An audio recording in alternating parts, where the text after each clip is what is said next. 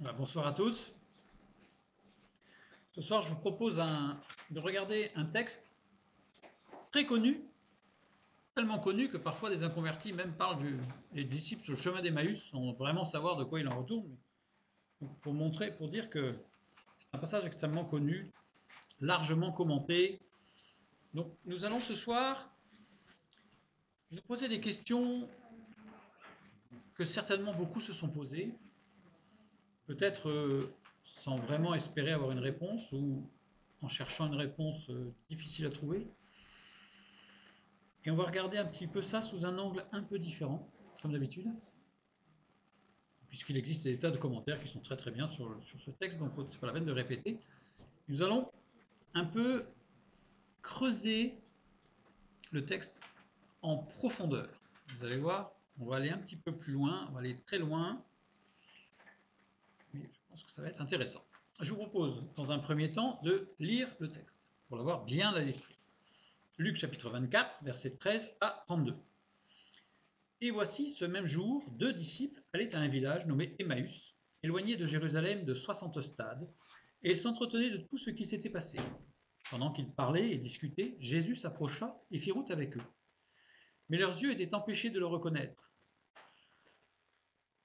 Il leur dit, « De quoi vous entretenez-vous en marchant, pour que vous soyez tout tristes ?» L'un d'eux, nommé Cléopas, lui répondit, « Es-tu le seul qui, séjournant à Jérusalem, ne sache pas ce qui est arrivé ces jours-ci ?» Quoi, leur dit-il. Et ils lui répondirent, ce qui est arrivé au sujet de Jésus de Nazareth, qui était un prophète puissant en œuvre et en parole devant Dieu et devant tout le peuple, et comment les principaux sacrificateurs et nos magistrats l'ont livré pour le faire condamner à mort et l'ont crucifié.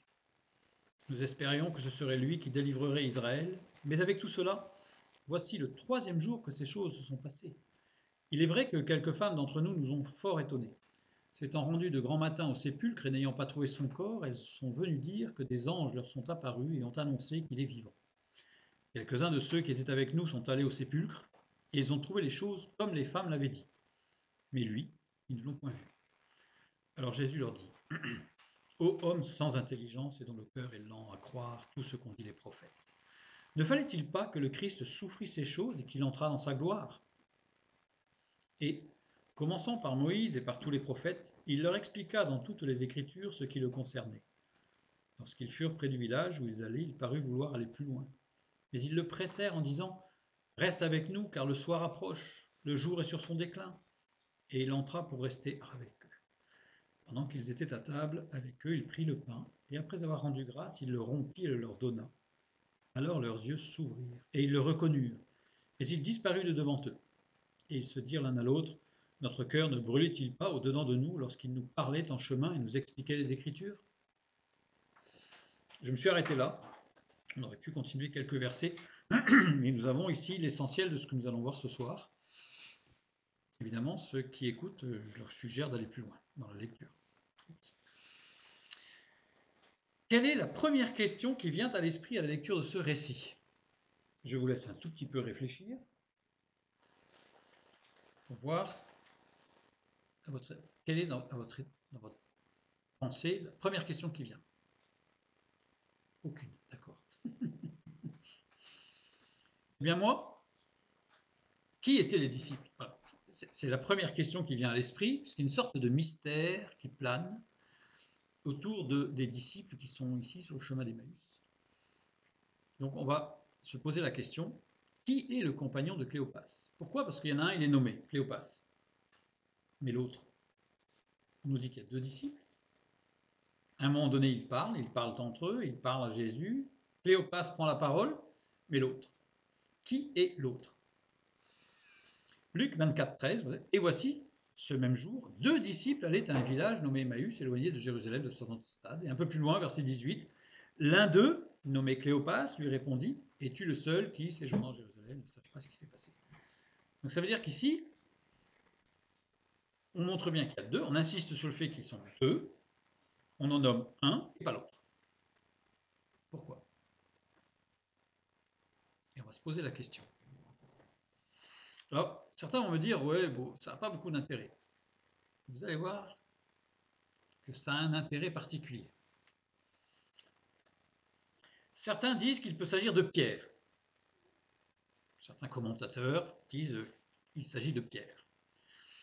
D'autres disent qu'il peut s'agir de Jacques, le frère de Jésus. Certains voient en lui Nathanaël ou Nicodème ou Matthias, celui qui va remplacer Judas, Matthias. Alors, si on considère que ça peut être Pierre ou Jacques, le frère de Jésus, il suffit de lire les versets plus loin, versets 33 et 34, pour dire « Se levant à l'heure même », donc ces deux disciples se levant à l'heure même, ils retournèrent à Jérusalem, ils trouvèrent les 11, et ceux qui étaient avec eux, 11, parce que Judas n'était plus là, il n'était pas encore revenu, enfin il n'était pas là. Donc ça veut dire que ça ne peut pas être Pierre et Jacques, puisqu'ils faisaient partie des 11. Donc c'est pas possible. Il ne peut s'agir d'un des 12 disciples.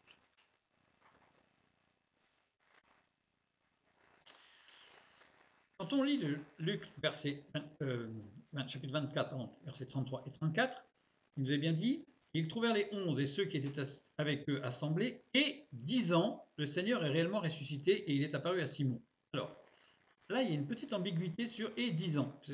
C'est qui parle? C'est qui parle? Donc, le verbe « dire » ici, c'est l'ego, conjugué au participe, décliné au nominatif pluriel dans le codex de Bézaïe. Alors, quel est ce codex? C'est important, ce codex, c'est un très très vieux codex. Texte dont les onciales et les majuscules avaient cours au 3e et 4e siècle. Ça veut dire que c'est un texte qui date de cette époque, au moins. Donc 3e siècle, 4e siècle après Jésus-Christ. Il fut restauré à Lyon au 9e siècle. Emploi d'une encre particulière employée à cette époque et repérée sur des pages restaurées. C'est pour ça qu'on sait que c'était au 9e siècle. Il était conservé à Lyon. Et en 1562, Théodore de Bèze, futur successeur de Calvin à Genève, donc protestant on va dire, le fit retirer du couvent Saint-Irénée avant que celui-ci ne soit détruit par les flammes et l'adressa à la bibliothèque de l'université de Cambridge en 1581. C'est pour ça qu'il a ce nom d'ailleurs, le codex de Bézaïe. Le texte grec comporte de très nombreuses variantes par rapport aux autres textes anciens conservés. C'est-à-dire que c'est un texte que l'on utilise en disant c'est un texte ancien, donc ça ne fait pas partie des textes récents sur lesquels on émet des doutes sérieux sur l'authenticité.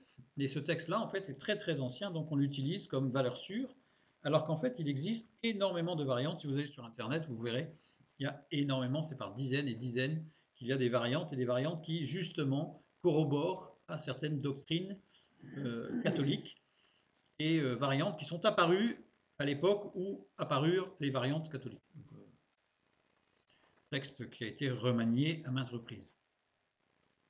Et donc, si on considère cette conjugaison du codex de Bèze, comme le font certains, cette conjugaison fait de Cléopas et de l'autre personne les sujets des verbes. Ça voudrait dire que c'est Cléopas et l'autre disciple qui parlent. C'est pour ça d'ailleurs que certains ont considéré que Simon, c'était Pierre. Parce que c'est Cléopas et l'autre qui parle et qui dit « il est apparu à Simon ». Mais dans les autres textes anciens, il est conjugué au participe décliné à l'accusatif et non plus au nominatif, pluriel, dans les autres codex. Ça veut dire qu'en fait, ce sont les 11 disciples qui parlent. Juste la déclinaison fait qu'on change de sujet. Donc évidemment, ici, il faut le lire, comme plusieurs traductions l'ont bien fait d'ailleurs, à savoir que ce sont bien les disciples, les 11 qui parlent et qui disent « Le Seigneur est réellement ressuscité et il est apparu à Simon ». Petit détail, quand les femmes parlent, c'est bizarre, elles sont plusieurs, elles ont dit toutes avoir vu des choses extraordinaires, mais on émet des doutes. Simon-Pierre parle, un homme, c'est la vérité. Je ferme la parenthèse. Vous allez voir que jusqu'à la fin, ça va nous suivre, ça. Donc Simon, alors pour ceux qui ont une lecture issue du codex de Bèze, Simon ici serait, alors non pas Simon-Pierre, parce que certains le disent, hein, mais d'autres lectures, d'autres commentateurs, disent qu'en fait, le Simon dont il est nommé ici, qui est nommé ici, serait le fils de Cléopas. Alors ça, c'est Eusèbe et Origène qui le disent, et d'autres. Ou certains disent que ce serait même peut-être Luc lui-même qui aurait été témoin de la résurrection de Jésus. Ça, c'est Grégoire le Grand, Théophylacte et d'autres. évidemment, ça ne tient pas. Il y a énormément de choses qui ne vont pas du tout dans le contexte. Enfin, ça va pas. Les autres lectures montrent que Cléopas et l'autre disciple apprirent que leur maître Jésus était aussi apparu à Pierre. Voilà. Donc c'est la deuxième lecture, c'est la lecture des codex anciens autres que le codex de Bèze, qui nous montre qu'il ne s'agit pas d'un Simon qui était avec Cléopas. Ni Simon-Pierre, comme certains le disent, ni un certain Simon qui serait hypothétiquement le fils de Cléopas. Alors, je ne vais pas rentrer dans les détails de pourquoi certains considèrent que c'est son fils. C'est compliqué et ça n'a pas beaucoup d'intérêt. Certains voient en lui donc le fils de Cléopas ou Luc lui-même, on vient de le dire. Fils de Cléopas, ceux qui avancent cette lecture confondent généralement Cléopas avec Clopas. Clopas, on le trouve dans Jean chapitre 19, verset 25. Il nous est dit que près de la croix de Jésus se tenait sa mère et la sœur de sa mère, Marie, femme de Clopas et Marie de Magdala. D'après Hégésippe, cité par Eusèbe de Césarée, donc Clopas aurait été le frère de Joseph et donc l'oncle de Jésus. Voyez, là, on commence dans les traditions qui sont toutes d'ailleurs issues de livres apocryphes, enfin toutes, on va dire quasiment toutes. Et donc ceux qui avancent cette lecture arguent que l'étymologie des deux noms est la même. Cléopas, c'est Cléopas, c'est en grec, c'est-à-dire que c'est un terme grec, vient de Cléos et de pater, qui veut dire gloire ou glorieux pour Cléos, et pater, père. Donc peut se traduire par nom grec signifiant père glorieux ou gloire du père. Bon. Tout ça, ça a trait en fait à la paternité et à la gloire par rapport à la paternité et au lien filial.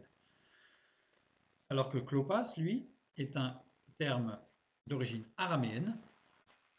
Ça veut dire qu'en fait, ce n'est pas la même étymologie du tout. Il faut forcer le texte pour l'amener dans la même étymologie. Alors, je le souligne parce qu'à la fin, ça va avoir un petit intérêt de savoir que Cléopas est d'origine grecque. Puisqu'il a un nom d'origine grecque, donc il est d'origine grecque. Ce sont des petits détails, mais tous les détails mis bout à bout vont nous permettre de répondre à notre question initiale. Revenons sur le disciple qui accompagnait le disciple grec Cléopas. Maintenant, on sait que c'est un disciple qui est d'origine grecque. Une remarque importante. Luc est le seul à parler de cet événement. C'est-à-dire que les disciples sur le chemin d'Emmaüs, ce qui s'est passé là n'est rapporté que par Luc. Et c'est un détail important, parce que Luc est le seul à parler de plusieurs choses. D'un recensement et d'un certain Quirinius, de la famille quittant Nazareth pour Bethléem, de Jésus déposé dans une mangeoire, des bergers rendant visite à l'enfant, d'une chorale d'anges se manifestant, d'un homme appelé Théophile, d'une jeune femme appelée Jeanne. Ce Théophile, d'ailleurs, Luc 1,3, il m'a aussi semblé bon, après avoir fait des recherches exactes sur toutes ces choses depuis leur origine, de te les exposer par écrit d'une manière suivie, excellent Théophile. Donc, ça veut dire que il parle d'un Théophile, mais en fait, il écrit une lettre à Théophile. Donc, tout l'évangile de Luc est une lettre que Luc écrit à Théophile. L'évangile est adressé à ce Théophile, justement, celui dont il parle. Il est le seul à nous parler de la parabole du mauvais riche et du pauvre Lazare. Alors, qui est cet excellent Théophile? Flavius Joséphée parle d'un excellent Théophile. Excellent, je ne l'ai pas souligné, mais excellent, c'est un terme qui qualifie quelqu'un d'important, évidemment, mais qui qualifie aussi surtout quelqu'un d'important au niveau de la religion, au niveau du judaïsme. Et il s'agit du grand prêtre, le souverain sacrificateur. Et Flavius Joséphée nous montre, ou révèle, ou écrit, qu'il y a eu un excellent Théophile qui fut grand prêtre de 37 à 41. Et donc c'est à ce Théophile que Luc écrit, à ce grand prêtre. Alors il écrit après la chute du temple, a priori, puisque certains versets laissent entendre que le temple a déjà été détruit. Dans les conjugaisons qu'il utilise quand Jésus prédit la destruction du temple, la conjugaison montre que, a priori, c'est une prédiction qui s'est réalisée. Donc ça veut dire que Luc a écrit après, a priori, la destruction du temple. Donc c'est-à-dire après 70. On estime qu'il aurait écrit aux alentours de 80.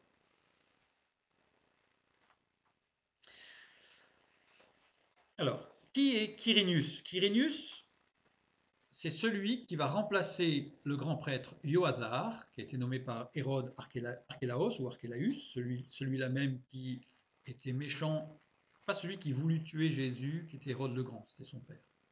Hérode Archélaüs, c'est le fils d'Hérode le Grand, et c'est celui-là même qui faisait peur, qui était méchant, qui était dur, qui était un tyran. Et c'est pour éviter de tomber sous sa coupe que Joseph a été prévenu en songe en remontant d'Égypte de ne pas aller sur son territoire. En tout cas, Quirinius, c'est lui qui nomma Anne, le souverain sacrificateur, le grand prêtre de l'époque hérodienne, et qui était à la tête d'une famille dans laquelle il y avait 6 grands prêtres. Il y a eu Éléazar ou Lazare ben Hanan, qui était grand prêtre de l'an 16 à l'an 17. Éléazar qui fut abandonné dans la rue et qui mourut couvert d'ulcères que venaient lécher les chiens.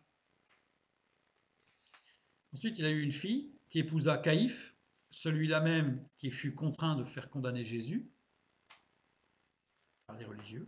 Ensuite, il y a eu Jonathan ben Hanan, Théophile ben Hanan, tiens Théophile, justement ce Théophile qui fut grand prêtre de l'an 37 à l'an 41,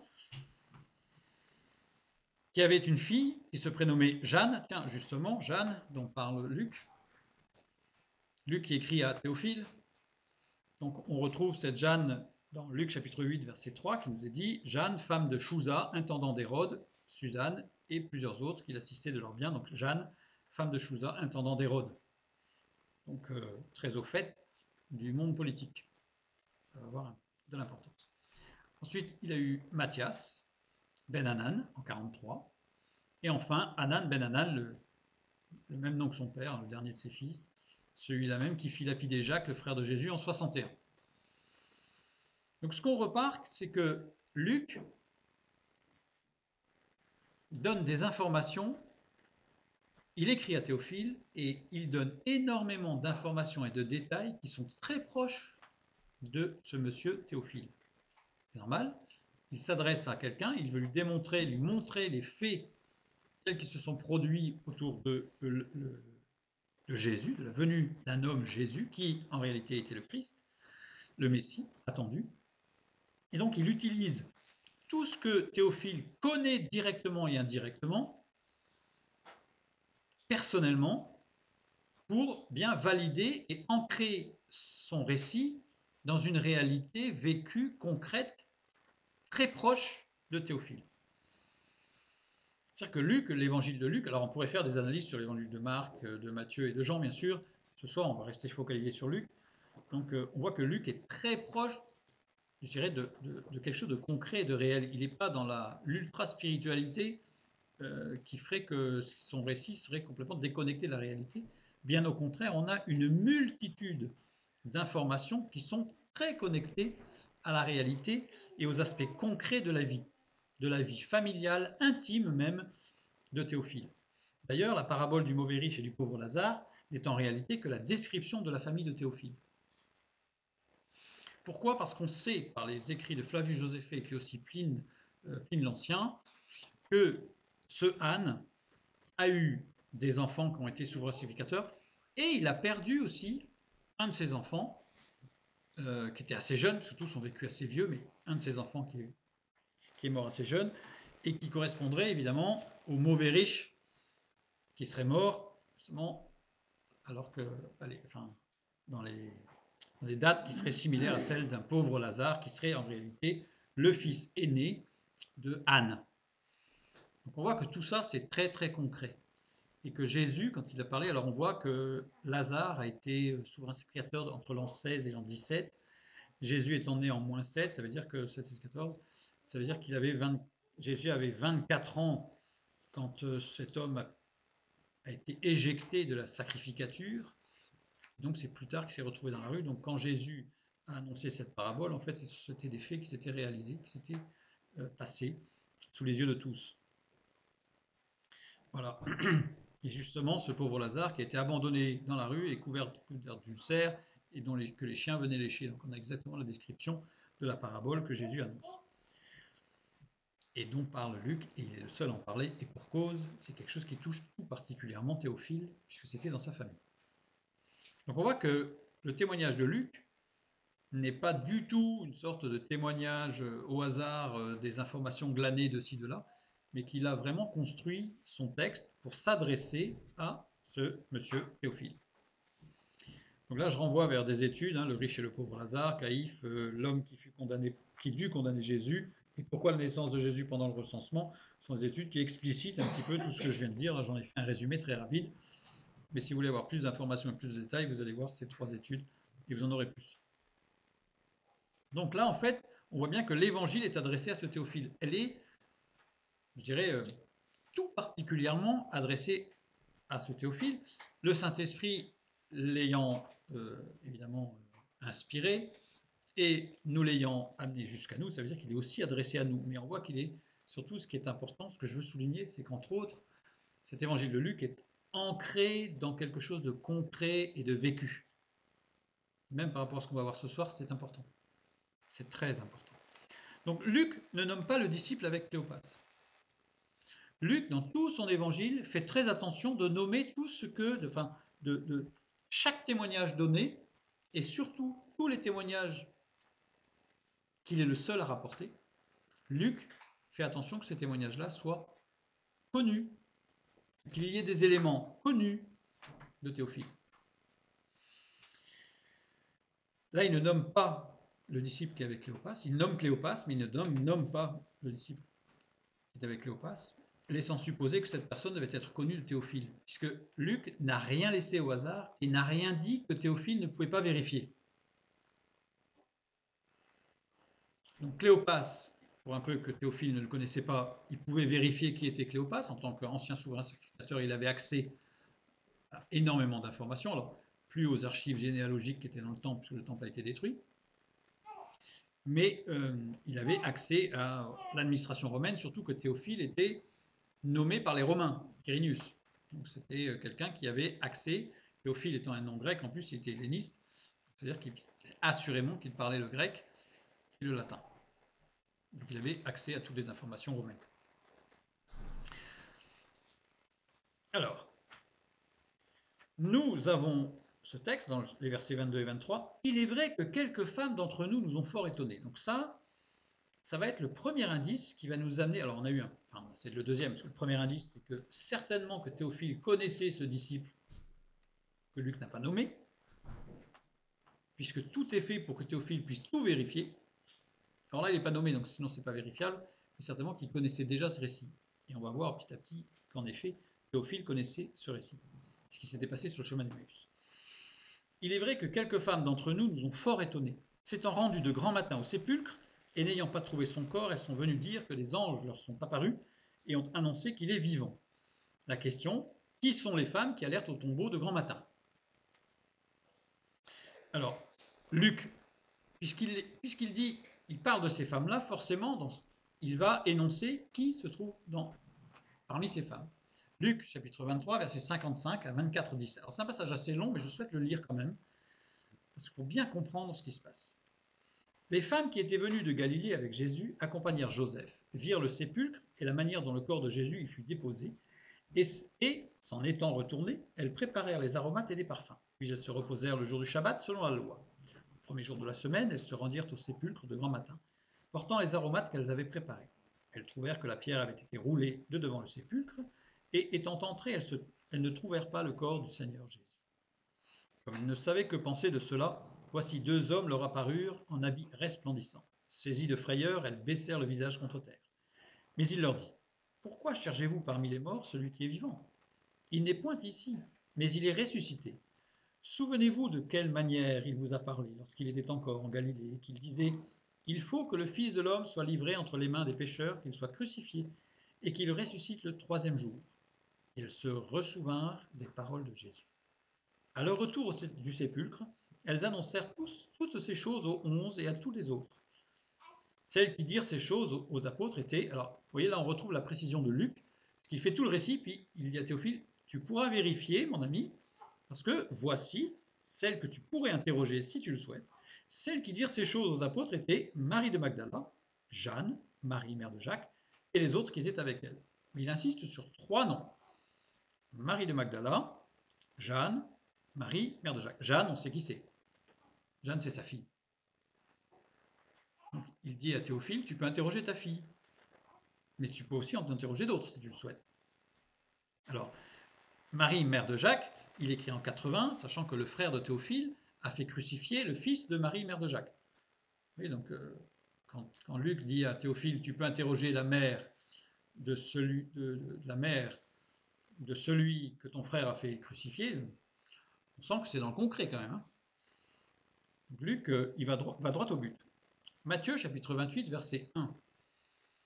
Après le Shabbat, à l'aube du premier jour de la semaine, Marie de Magdala et l'autre Marie allèrent voir le sépulcre.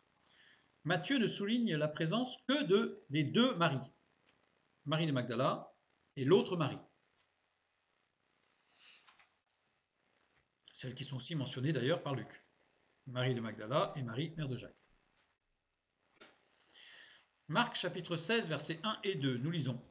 Lorsque le Shabbat fut passé, Marie de Magdala, Marie, mère de Jacques et Salomé achetèrent des aromates afin d'aller embaumer Jésus.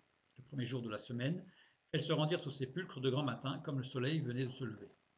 Donc là, Marc souligne la présence des deux Marie et d'une autre femme qui s'appelle Salomé. Donc ce n'est pas Jeanne, c'est Salomé.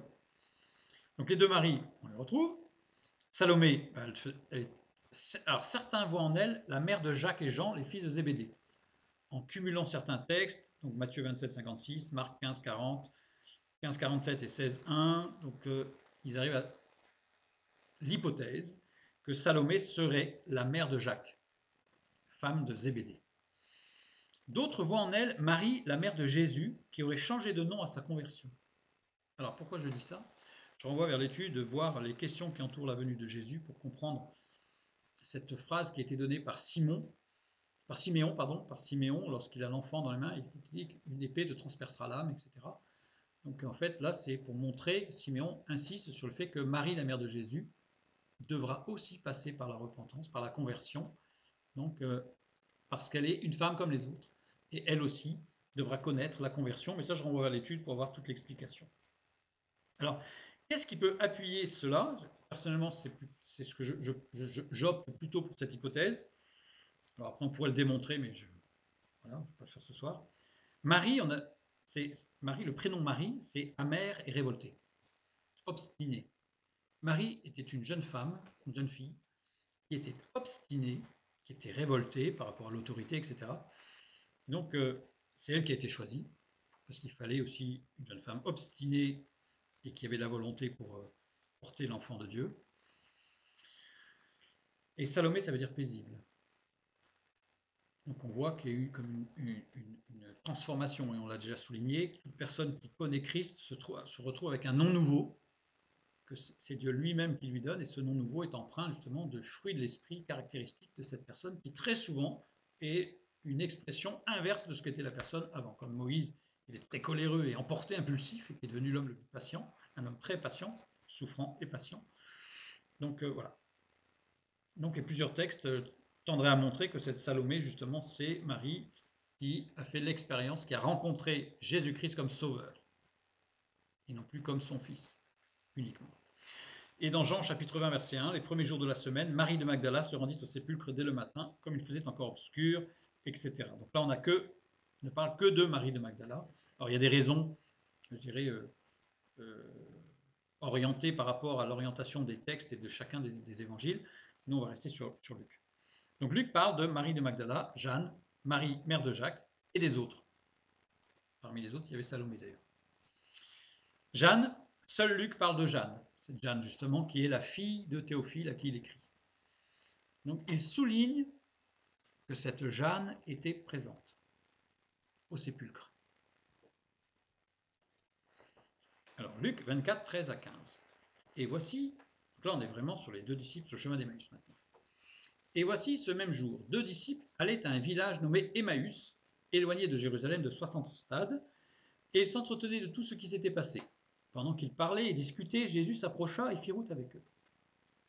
Alors, ils s'entretenaient. Alors, entretenir, c'est homiléo, homiléo en grec, qui veut dire parler ensemble, souci, qui veut dire s'associer. Il est conjugué à l'imparfait. À l'imparfait, ça veut dire quoi? Ça veut dire que l'action elle est continue, c'est pas juste là. Ça fait un bon moment qu'ils sont en train de discuter du sujet. Donc, si on devait traduire littéralement, on devrait dire depuis un moment, ils parlaient ensemble de leur expérience, parce que s'associer, je ne l'ai pas souligné, mais le homiléo, quand c'est le sens de s'associer dans l'expérience, c'est-à-dire dans quelque chose de concret. On ne s'associe pas sur une idée, on s'associe sur quelque chose de concret pour fabriquer quelque chose, ou pour travailler sur quelque chose, mais c'est expérimental. Donc ça veut dire que ça souligne un fait vécu. Donc ils parlaient entre eux de ce qu'ils avaient vécu, de quelque chose de vécu. Leur expérience, c'est tout ce qui s'était passé. Tout ce qui s'était passé, c'était quoi? On voit bien. Et voici ce même jour. Et ce qui s'était passé, c'est ce qu'on a lu tout à l'heure dans Luc 23, 55 à 24, 12. C'est tout ce qui s'est passé au niveau du sépulcre. Donc, ils s'entretenaient de leur expérience de ce qui s'était passé au sépulcre. Ce qui s'était passé, sumbaino, désigne ce qui a été rencontré, vécu, expérimenté. Ça veut dire qu'en fait, ce texte montre bien qu'ils ne s'entretenaient pas d'une idée qui aurait émergé dans une discussion avec les disciples ou avec les femmes, mais ils discutent de quelque chose qu'ils ont vécu. Là, on a déjà un problème. Cléopas est un homme. Or, Luc et les autres disciples montrent qu'au sépulcre, il n'y avait pas d'homme. Déjà, on a compris que l'autre disciple est une femme. Obligatoirement. Puisqu'il parle de quelque chose qui est vécu. Le terme grec sont clairs, c'est du vécu. Or, il n'y en a aucun qui l'a vécu, et c'est même souligné dans la suite du texte, puisqu'il est dit que les hommes, Pierre et Jean, sont allés voir, ils ont trouvé comme les femmes l'avaient dit, mais ils n'ont pas vu Jésus. Donc, ils n'ont pas fait l'expérience ni des anges ni de Jésus. Donc c'est-à-dire que l'expérience vécue de ce qui s'est passé, ce sont bien des femmes. Donc là, en tout cas, ça sous-entend fortement, on va aller plus loin et on verra que c'est une femme en fait, qu'il s'agit en réalité d'une femme. Pendant qu'ils parlaient, homiléo encore, on a homiléo, qui veut dire parler ensemble ou s'associer, qui était conjugué à l'imparfait, sauf qu'ici il est conjugué à l'infinitif. Sous-entend que l'un des deux parlait de son expérience, c'est-à-dire qu'il parlait, on parle d'une expérience, donc depuis un moment, ils parlaient ensemble de leur expérience, et la phrase d'après explicite un peu en disant qu'il y en a un qui parle de son expérience, et l'autre, qu'est-ce qu'il fait l'autre? Il questionne et il interroge. Donc on a bien Cléopas qui va interroger l'autre personne qui a vécu des choses, qui a vécu tout ce qui a été décrit, tout ce qui s'est passé, tout ce qui a été rencontré, expérimenté. Et donc on repasse, on pose des questions, on dit mais qu'est-ce qui s'est passé? Tu peux me répéter parce que c'est quand même extraordinaire, c'est étrange. Donc ici on a toute l'explication. Il est aussi conjugué à l'infinitif, sous-entendant qu'il n'y a qu'un des deux qui interroge. Il y en a un qui interroge l'autre. Et dans cette discussion, il y en a un qui interroge et un qui répond sur ce qu'il a vu, entendu, vécu, ressenti. Donc en fait, l'un des deux avait vécu la visite au sépulcre vide, avec les anges, etc. Il ne s'agissait pas de Pierre, il ne s'agissait pas de Jean, il s'agissait d'une des femmes qui participèrent à l'enterrement de Jésus et à la visite du tombeau vide. Pourquoi il ne peut pas s'agir de Pierre et Jean? Parce qu'on a vu que quand ils sont rentrés, les 11 étaient déjà réunis. Donc l'autre disciple ne pouvait pas être Pierre et Jean, ou Jean. Donc c'est forcément une femme. Le disciple, celui qui est avec Cléopas, enfin la personne qui est avec Cléopas, est une femme. Qui suivait Jésus, parce que des disciples, il y a les 12 apôtres, mais il n'y a pas que, on parle bien dans le texte, il y a beaucoup de disciples qui suivaient Jésus, il y avait 12 apôtres, qui étaient très proches de Jésus, qui l'ont suivi de très très proche pendant tout son ministère, mais il y avait beaucoup de disciples de Jésus, dont des femmes d'ailleurs, d'autres textes qui le disent. Donc ici, l'autre disciple sur le chemin d'Emmaüs est une femme. Seul Luc parle des disciples sur le chemin d'Emmaüs.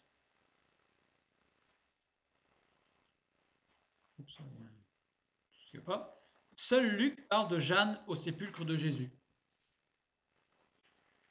Tout laisse à penser que cette femme-là, c'est Jeanne. Parce que ce sont des éléments connus de Théophile que Luc lui rappelle et insère dans le récit complet de ce qui s'est passé. On a vu que tout le récit de Luc est construit autour de faits que Théophile peut vérifier ou qu'il a vécu essentiellement. Plus il y a d'éléments sur ce que Théophile a vécu, plus on les retrouve chez Luc. Luc, c'est que ce que Théophile a vécu. Luc ne rapporte que, il n'y a que lui qui rapporte les disciples sur le chemin d'Emmaüs. Donc forcément, l'un des deux disciples était proche de Théophile. Cléopas est totalement inconnu. L'autre disciple n'est pas nommé, mais comme Luc fait tout pour que Théophile puisse vérifier les choses, l'autre disciple, c'était Jeanne. Et on peut même dire, on verra tout à l'heure, que c'est à l'issue de cette marche sur le chemin d'Emmaüs que Jeanne s'est convertie et est devenue ensuite une chrétienne engagée qui a pu suivre son mari en tant qu'intendant d'Hérode, mais ça, ce serait une autre histoire. Et on voit dans Luc 1, 1 et 2, plusieurs ayant entrepris de composer un récit des événements qui se sont accomplis parmi nous, suivant ce que nous ont transmis ceux qui ont été les témoins oculaires dès le commencement, ils sont devenus des ministres de la parole. Ceux qui ont été des témoins oculaires dès le commencement, c'est-à-dire dès la crucifixion, l'enterrement, je dirais, et la résurrection de Jésus, donc des témoins oculaires dès le commencement, et qui sont devenus des ministres de la parole, là, Luc inclut dans ce passage Jeanne. Parce qu'a priori, Marie de Magdala ne faisait pas partie de la famille de Théophile, Marie, mère de Jacques, non plus, surtout que, je vous ai dit, hein, c'est le frère de Théophile qui a fait crucifier le fils de la mère, de cette femme, de cette Marie, mère de Jacques. Donc forcément, il n'y avait pas un lien de proximité très fort. Donc c'est Jeanne. Et voici ce même jour, donc ces deux disciples, maintenant on sait que c'est Cléopas et Jeanne. Jeanne, qui est la fille donc de Théophile, qui était un helléniste, c'est-à-dire qu'en fait Théophile est un nom grec, Jeanne était une grecque, et elle marchait avec Cléopas qui était un homme grec. Jusque-là, tout était logique. Tout était logique. Si ça avait été un araméen juif judaïsant, qui serait non encore engagé avec Jésus, c'était impossible. Il n'aurait jamais marché avec une femme seule, alors que s'il était grec, il n'y avait pas de problème pour marcher avec cette jeune fille, puisqu'à l'époque, ça devait être une jeune fille. Les deux disciples ont les yeux, pas sont, mais ont les yeux fixés sur leur propre expérience. C'est-à-dire qu'on voit ici dans ce texte que ces deux disciples, ils s'entretenaient de tout ce qui s'était passé pendant qu'ils parlaient et discutaient. Eh bien, qu'est-ce qui s'est passé? Ils restent fixés sur leur propre expérience. Allez, raconte-moi ce que tu as expérimenté, parce que c'est quand même fort. Je ne sais pas si ça vous est déjà arrivé d'avoir un ange qui vous parle, mais à ceux à qui c'est arrivé, c'est quand même fort. Et si on connaît quelqu'un à qui c'est arrivé, on aime de temps en temps lui poser la question, allez, raconte-moi. Raconte-moi, parce que c'est quand même fort. C'est quand même une expérience extraordinaire. Et là, il reste figé sur cette expérience et sur l'incompréhension qui en résulte. C'est totalement incompréhensible. Totalement incompréhensible. Il faut juste savoir aussi que pour nous, on parle de résurrection. Aujourd'hui, on dit à n'importe qui résurrection, tout le monde sait ce que ça veut dire. Il faut savoir quand même que, à l'époque, la résurrection, c'est quelque chose qui était inconnu. Chez les Juifs, il n'y a pas de résurrection. Donc, le fait même qu'il puisse y avoir une résurrection, c'est quelque chose de totalement extraordinaire. Aujourd'hui, résurrection, on emploie ce mot assez facilement. Mais à l'époque, c'était même inconnu du vocabulaire. C'était un mot extraordinaire. C'était un mot qu'il y avait seulement les grands intellectuels qui l'utilisaient dans des phrases compliquées qu'on ne comprenait pas. Donc pour les disciples, c'est impressionnant. Ils restent figés sur leur expérience, ils restent fixés sur leur incompréhension, et ils restent fixés sur leur déception. Jésus s'approcha et fit route avec eux. Personnellement, je trouve horrible cette traduction. Vous allez voir pourquoi. Jésus s'approcha. Aiguizo. Aiguizo, qui veut dire s'approcher, qui veut dire aussi être le plus proche parent, c'est-à-dire être celui qui témoigne le plus d'affection et de protection à quelqu'un. En général, le plus parent ascendant, c'est-à-dire que celui qui a une autorité et qui va protéger l'enfant. C'est un mot particulier. Il est conjugué à l'aoriste. L'aoriste, ça veut dire que l'action est toujours vraie. Elle a été, elle est et elle sera. Est-ce qu'on peut imaginer qu'on puisse voir Jésus s'approcher en permanence? En fait, depuis toujours, il s'approche. Ça sous-entendrait qu'il n'atteint jamais son but. Donc c'est pas possible. Donc vu la conjugaison, on ne peut pas donner à ce verbe aiguiso le sens de s'approcher. On est obligé de lui donner le sens d'être le plus proche parent, parce que le plus proche parent, c'est toujours vrai. C'est toujours vrai. Alors c'est peut-être pas le plus proche en fonction s'il y a des décès, etc. Mais on sent bien que tout le lien familial, et en particulier la filiation, est toujours vrai. Donc ici, ce texte nous dit que Jésus est le plus proche parent. C'est pas qu'il s'approche, c'est qu'il est le plus proche, celui qui aime le plus les disciples. Malgré le fait qu'ils n'ont pas obéi en allant en Galilée comme Jésus l'avait demandé avant sa mort. C'est-à-dire que Jésus avait dit, vous me rejoindrez en Galilée.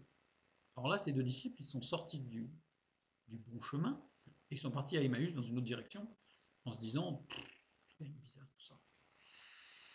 Malgré leurs yeux fixés sur leur propre appréciation des choses.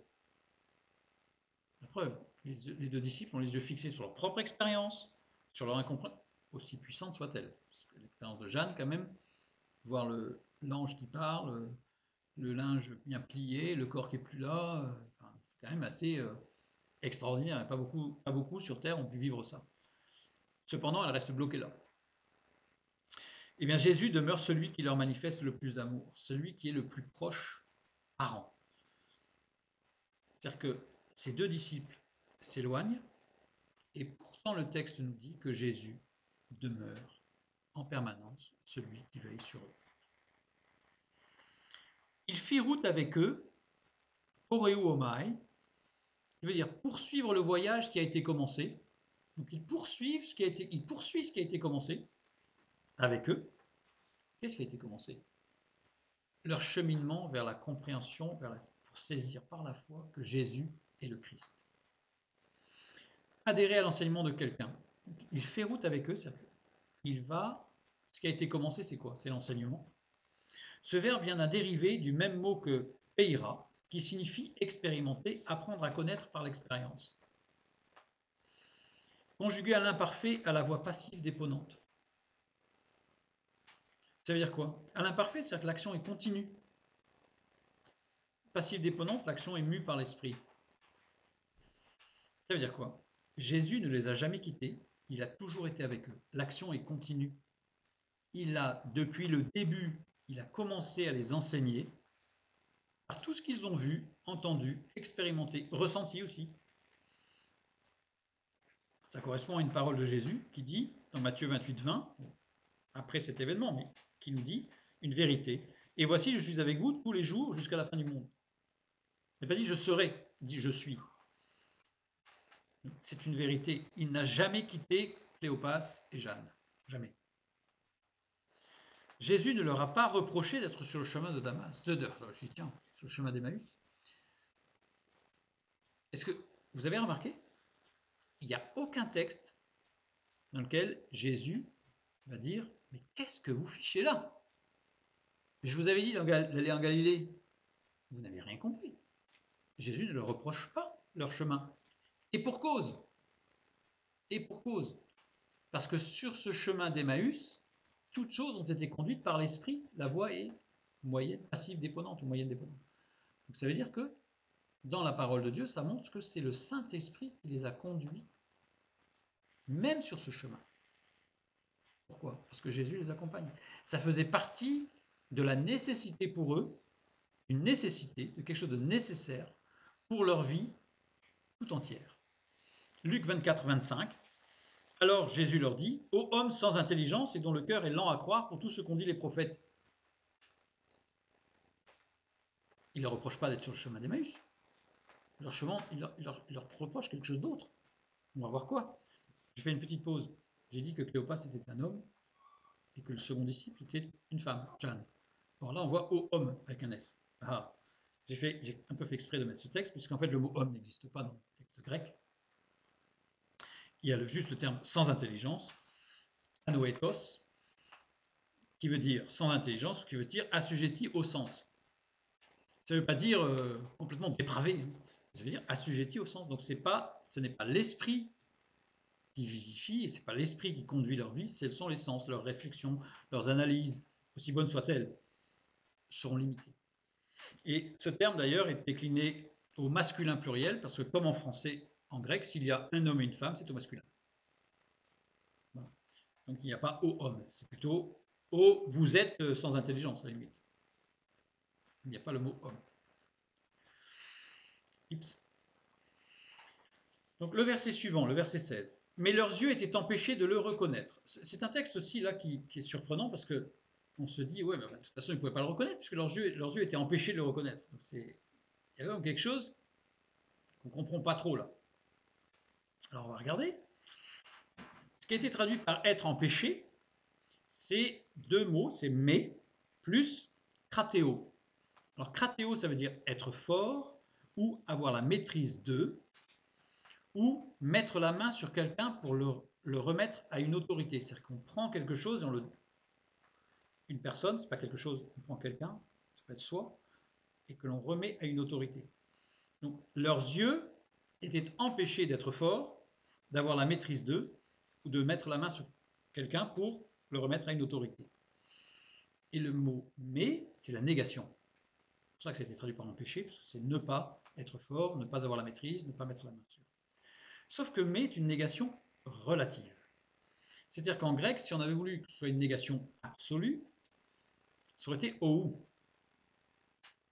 Or, une négation relative mais en grec indique un manque de volonté, de réflexion et d'investissement personnel.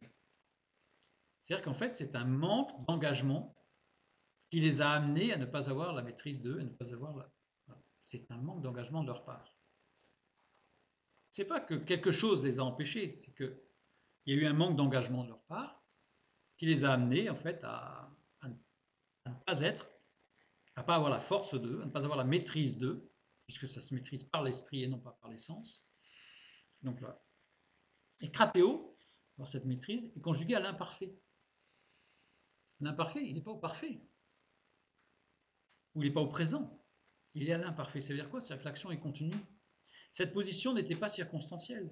Cette position n'était pas due là à la circonstance du jour où il y avait un truc aujourd'hui qui faisait qu'il ne comprenait pas. L'imparfait montre que cette situation était là depuis bien longtemps. Et c'est ce manque d'engagement depuis des mois et des années qui les a amenés à une situation d'incompréhension et de blocage. Ils étaient sous ce qu'on appelle la loi du péché. Ça veut dire qu'en fait, ils n'étaient pas libres. On l'a vu ici, tout à l'heure, dans Luc chapitre 24, 25. Alors Jésus leur dit, « Ô vous qui êtes sans intelligence », c'est-à-dire assujettis au sens. La loi, c'est ce que Paul appelle la loi du péché qui agit dans nos membres. Nous ne sommes pas libres. Nous sommes complètement assujettis à quelque chose qui fait de nous des marionnettes, entre guillemets, c'est-à-dire qu'on a l'impression de choisir, mais en réalité, on est mené par le bout du nez, par nos sens, par quelque chose de physique, de sensoriel. Dans un langage, je dirais, comme on dit, patois de Canaan chrétien, on dirait dans un charnel. Alors que quand on vit avec Christ, on est mu par l'esprit, et à ce moment on est libre. Libre de dire non. Pas libre de choisir ce qu'on veut, libre de dire non au plan de Dieu ou pas. En toute connaissance de cause. Ce qu'on assumera devant lui aussi d'ailleurs. Donc ici on a deux disciples qui, par les termes employés, par les conjugaisons, la négation, tout est très précis pour nous montrer que ce sont deux disciples qui ont suivi Jésus, mais qui n'ont... Regardez bien ce que je dis. Ils ont suivi Jésus, mais ils n'ont pas reconnu le Christ. Ils ont suivi un homme, ils n'ont pas suivi le Fils de Dieu. De le reconnaître, épignosis qui vient de épignosko, qui veut dire devenir complètement familier avec. C'est pas de le reconnaître, c'est d'être familier avec lui. Il le connaissait, il savait qui était Jésus, il n'y a pas de problème. Ça faisait des mois, voire peut-être même des années qu'il suivait Jésus pendant son ministère, donc il n'y a pas de problème, on connaît Jésus. Mais il n'était pas familier avec lui, il n'était pas uni avec lui, tout simplement. Donc en fait, est-ce qui les empêchait d'être complètement familiers, d'être unis avec le Fils de Dieu? Eh bien c'était ce manque d'intelligence, c'est-à-dire qu'ils géraient tout par leur sens. tout passer par l'analyse. Il faut comprendre ce qui se passe. Ce épignosis est conjugué à l'aoriste second. Aoriste second, ça veut dire quoi? Ça veut dire que l'action a des répercussions dans le futur, bah évidemment. Leur position jusqu'à présent, c'est pas que aujourd'hui là, sur ce chemin d'Emmaüs, c'est jusqu'à présent, leur position jusqu'à présent, si elle ne change pas, ne pourra leur permettre de trouver le Christ, le Sauveur du monde. Ah, ils connaissent Jésus. Ils connaissent Jésus. L'homme, l'histoire, il a fait ceci, il a fait cela, pas de problème, ils connaissent. Pas de souci. Et ils n'ont pas rencontré le Fils de Dieu. La plus profonde des réflexions, la plus intense des analyses, la plus forte des expériences, parce que quand même Jeanne, c'est pas quand même rien l'expérience qu'elle a faite, ne peuvent amener à connaître Christ. C'est un gros défaut que l'on retrouve aujourd'hui, pour ne pas dire une déviation, je pense. On va chercher ce qui flash. On va chercher dans les églises, et parfois dans nos vies, des choses fortes, des expériences fortes, pensant que c'est ce qui va nous booster. Non. Non. La parole de Dieu nous montre que ce n'est pas une expérience forte qui nous amène vers le haut. Ce qui nous amène vers le haut, c'est une présence de l'esprit. C'est pas du tout la même chose. C'est pas du tout la même chose. Et ici, la preuve, on a deux disciples. J'imagine Cléopas assez subjugué par ce que raconte Jeanne, quand même, parce que c'est quand même, je vous dis, c'est exceptionnel. Personnellement, j'ai eu la chance de rencontrer quelqu'un qui est ressuscité en Christ, qui était mort, qui est dans son cercueil, qui est ressuscité. Je peux vous assurer que quand j'étais jeune, ça marque. J'avais énormément de plaisir à l'écouter parler de son expérience. Mais ça ne m'a pas fait de moi un chrétien. Ça n'a pas fait de moi un disciple de Christ. Ce qui a fait de moi un disciple de Christ, c'est de reconnaître, de trouver Christ dans sa parole. On va le voir un peu plus loin. Donc là, voilà, leurs yeux étaient empêchés par manque d'engagement, voilà, d'investissement personnel. Ils réfléchissaient, ah, c'était dans la tête. C'était dans la tête. Luc 21, 21. Nous espérions que ce serait lui qui délivrerait Israël, mais avec tout cela, voici le 3e jour que ces choses se sont passées. Pourtant, il y avait de quoi y croire. Nous espérions que ce serait lui qui délivrerait Israël. Il y avait de quoi y croire. Regardez, le verset 19. Quoi, leur dit-il? Et ils lui répondirent, ce qui est arrivé au sujet de Jésus de Nazareth, qui était un prophète puissant en œuvre et en parole devant Dieu et devant tout le peuple. Devant tout le peuple, c'est-à-dire que scientifiquement, entre guillemets, parlant, il y avait tout. Politiquement, Jésus fédérait. Fédérait tous ceux qui voulaient la délivrance d'Israël. Évidemment, les pharisiens qui étaient, entre guillemets, à la botte des Romains et qui dépendaient des Romains pour ne pas être tués, voire pour ne pas être destitués, puisque c'était les Romains qui nommaient après les religieux, comme Anne, Théophile et d'autres, forcément, ils voulaient conserver leurs privilèges, donc eux, ils ne cherchaient pas quelqu'un qui allait les délivrer. Surtout pas de problème. Sinon, ils risquaient de perdre le pouvoir et leur place. Mais devant le peuple, Jésus, politiquement, fédéré. Il avait des paroles fortes. Économiquement, Jésus pouvait faire des miracles. Pêche miraculeuse, multiplication des pains. Là, on avait notre ministre de l'économie, là. C'était formidable. Politiquement, on avait l'homme de la situation. Parce que c'était un peu difficile, mais avec lui, pas de problème. D'autres miracles, on va nous lancer le filet, on a des gros poissons, c'est formidable. Donc là, on avait tout ce qu'il fallait. Jésus pouvait amener une ère nouvelle, une société nouvelle. Pas de problème. Donc on y croyait, il y avait de quoi y croire. Il l'a prouvé. Devant Dieu, spirituellement parlant, c'était aussi l'homme de la situation. Éthiquement, Jésus fédérait. Moralement, Jésus pouvait faire des miracles. Conversion, nouvelle vie de prostituées, de publicains, et des prostituées qui se convertissaient à changer de vie radicalement. C'est quand même extraordinaire. Il guérissait des lépreux, des parias, des gens se convertissaient et changeaient de vie. On en a des preuves. Donc ça devait être un leader spirituel. C'est un leader spirituel, lui. Pas de problème. Pas de problème. Jésus pouvait amener une ère nouvelle, une société nouvelle.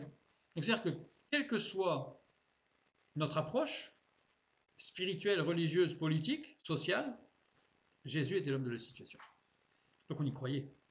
Il y avait de quoi y croire. Depuis 3 ans, imaginez, 3 ans, il a prouvé, il a fait du sans faute. Sans faute. Extraordinaire. Cependant, il y a un problème. Cependant, il y a un énorme problème, Et on voit au verset 20, et comment les principaux sacrificateurs et nos magistrats l'ont livré pour le faire condamner à mort et l'ont crucifié. Là, c'est violent, la fin, on sent une envolée au verset 19, là, et le verset qui suit, ça s'écrase. Les principaux sacrificateurs, c'est qui? Ben, ce sont les religieux, c'est les leaders religieux. Alors eux, ils ont été nuls. Hein. Ils auraient pu saisir l'opportunité d'avoir un leader là pour amener Israël à retrouver une puissance religieuse qui aurait imposé quelque chose de nouveau et de formidable. Non, les religieux nous ont déçus. Nos magistrats, nos politiques nous ont déçus. Regardez la différence. Les principaux sacrificateurs, donc ceux-là, parce qu'à l'époque, les principaux sacrificateurs étaient nommés par les Romains. Donc ce n'étaient pas les leurs. Ce n'étaient pas les nôtres. C'était les religieux, tous. Aujourd'hui, on pourrait entendre presque le même discours. On a interrogé les religions. On est déçus. Quelles qu'elles soient d'ailleurs. Les religions, ou les ismes que l'on veut y mettre. On est déçus. Avant de là y mettre nos magistrats, nos politiques, ceux pour lesquels on a voté. Bon, on est drôlement déçus quand même, parce qu'on y croyait fort. Hein. Ben, ils n'ont même pas saisi l'opportunité, ils sont pas bons quand même. Tout espoir dans l'homme ou dans une organisation humaine décevra toujours. Elle décevra toujours. Si on s'attend, s'attendre, si nous nous attendons à l'œuvre d'un homme aussi grand, aussi fort soit-il, même s'il s'appelle Jésus, on sera déçu. On sera déçu. Mais avec tout cela, regardez ce qu'ils disent. Mais avec tout cela, voici le 3e jour que ces choses se sont passées. Ils sont restés sur la mort. Jeanne, elle a expérimenté la résurrection. La résurrection. Là, elle dit, ils se sont arrêtés à la mort. Ça fait 3 jours que ça s'est passé. Ils auraient pu s'arrêter en disant, mais ce matin, il s'est passé un truc bizarre quand même. Alors après, ils vont le dire. C'est vrai qu'il y a des femmes qui ont dit des trucs un peu bizarres quand même. Un peu étranges. Et là, ils s'arrêtent sur la mort de Jésus. Ils sont restés sur les actions des hommes. Jésus, il aurait pu être un leader, il aurait pu faire des trucs formidables. Puis les magistrats, les hommes, ils l'ont tué. C'est triste. Donc ils s'arrêtent sur ce qu'ont fait les hommes, les actions des hommes. Sans considérer la souveraineté de Dieu sur l'homme. C'est-à-dire qu'en fait, ils considèrent que l'homme a gagné. Jésus aurait pu, il aurait fallu saisir le coche là, et c'est raté. Donc, ils ne considèrent absolument pas la souveraineté de Dieu sur tout homme. Politique, religieux ou autre. Pourtant, Jésus va les ramener à la réalité. Luc 24, 26. Ne fallait-il pas que le Christ souffrit ces choses et qu'il entra dans sa gloire? Mais vous n'avez pas remarqué que c'était le plan de Dieu? Ça veut dire quoi? Ça veut dire que ces magistrats et ces hommes religieux n'ont fait qu'appliquer le plan de Dieu? C'est quoi votre problème? C'est quoi votre problème? Jésus ne leur reproche pas d'être sur le chemin d'Emmaüs. Jésus leur dit, mais la souveraineté de Dieu, vous en faites quoi? Vous êtes en train de regarder ce que les hommes ont fait, mais vous ne regardez pas ce que Dieu a fait. Et Dieu, c'est pas un acteur de cinéma hollywoodien. C'est pas une superstar, Jésus. Il a un plan qui est prévu de toute éternité. C'est écrit dans la parole. C'est quoi le problème? Et il continue les disciples. Il est vrai que quelques femmes d'entre nous nous ont fort étonnés. S'étant rendues de grand matin au sépulcre et n'ayant pas trouvé son corps, elles sont venues dire. Regardez la formulation. C'est pas elles ont dit, c'est elles sont venues dire. Sous-entendu, allez doutes. Et Jeanne est là. Hein, que des anges leur sont apparus et ont annoncé qu'il est vivant. Quelques-uns de ceux qui étaient avec nous sont allés au sépulcre, ils ont trouvé les choses comme les femmes l'avaient dit, mais lui, ils ne l'ont point vu. Bon. Il se base sur quoi là? On raconte des choses. Là, c'est Cléopas d'ailleurs hein, qui parle. Remarquez que je ne l'ai pas mis, mais c'est Cléopas dit. C'est pas il dire. Là, c'est Cléopas cette fois-ci qui parle. Évidemment, Jeanne, elle l'a expérimenté, donc elle ne va pas dire c'est un truc bizarre. Elle l'a vécu. Mais là, c'est Cléopas qui parle. Alors, on raconte des choses. Il paraît que certains disent avoir vécu des choses fortes. Là, il ne parle que d'expérience des autres. Sa vie spirituelle à lui, elle était basée sur quoi? Sur une relation personnelle et intime avec Dieu, au travers de Christ, ou sur le témoignage des autres? Ben, sur le témoignage des autres. Il paraît que certains ont dit des choses fortes, hein, c'est extraordinaire quand même. Luc 24, 27. Et Jésus, qu'est-ce qu'il fait? Et commençant par Moïse et par tous les prophètes, il leur expliqua dans toutes les Écritures ce qui le concernait. Jésus n'a pas commencé à dire, mais vous vous rappelez pas la pêche miraculeuse, mais rappelez-vous l'aveugle, mais et les lépreux? Non, Jésus n'est pas parti sur l'extraordinaire, sur le sensationnel. Dans sensationnel, il y a sens d'ailleurs. Il n'est pas parti là-dessus. Jésus dit, et commençant par Moïse et par tous les prophètes, il leur expliqua dans toutes les Écritures ce qui le concernait. Jésus, qu'est-ce qu'il fait? Jésus ramène à la parole de Dieu. On n'en a rien à faire d'une expérience forte. C'est quelque chose de personnel et d'intime. Celui qui l'a vécu, c'est que Dieu l'a amené à vivre ça parce que lui en avait besoin. C'est tout. Alors ça fait plaisir, évidemment, mais on ne doit en aucun cas nous appuyer là-dessus. Surtout que quelqu'un qui raconte sa vision d'un ange, je pense que forcément, cette vision sera remplie de subjectivité. Forcément, c'est quelque chose qui est incommensurable, qu'on ne peut pas dire, qu'on ne peut pas raconter. Forcément, il va mettre des mots qui sont les siens, qui vont avoir une émotion, ou des sentiments, ou des choses fortes, mais c'est tout relatif et on ne va pas percevoir la même chose. Donc Jésus ramène à la parole de Dieu. Ce qui le concernait, il n'a pas dit mais on a traversé la mer Rouge.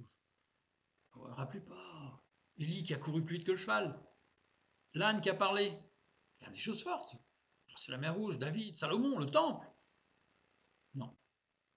Jésus est revenu à toutes les Écritures pour parler de ce qui le concernait lui. Résultat, qu'est-ce qui se passe? Luc 24, 32 et 34. Ils se dirent l'un à l'autre, notre cœur ne brûlait-il pas au-dedans de nous lorsqu'il nous parlait en chemin et nous expliquait quoi? Les Écritures. Paul a dit que Dieu a choisi la folie de la prédication pour annoncer le salut. Pas la folie des miracles, pas la folie des gens qui marchent sur l'eau ou qui tombent par terre. Paul, c'est la prédication. Jésus a utilisé la prédication. Il a pris la parole de Dieu, il a parlé de ce qui le concernait. Et regardez, tout le contexte précédent, c'était, ils réfléchissaient dans leur tête, ils essayaient d'analyser les choses dans leur tête. Et là, leur témoignage est clair. Notre cœur ne brûlait-il pas? Il se passait quelque chose. Se levant à l'heure même, ils retournèrent à Jérusalem et ils trouvèrent les 11 et ceux qui étaient avec eux assemblés, disant, donc les disciples, le Seigneur est réellement ressuscité, il est apparu à Simon, ils se sont associés, le Seigneur est réellement ressuscité. Ça y est. Ça y est. Ils connaissaient Jésus, ils ont découvert Christ.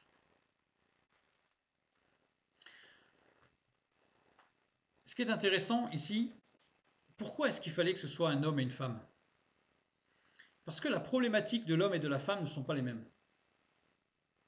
Là, on a déjà étudié dans, comment ça s'appelle,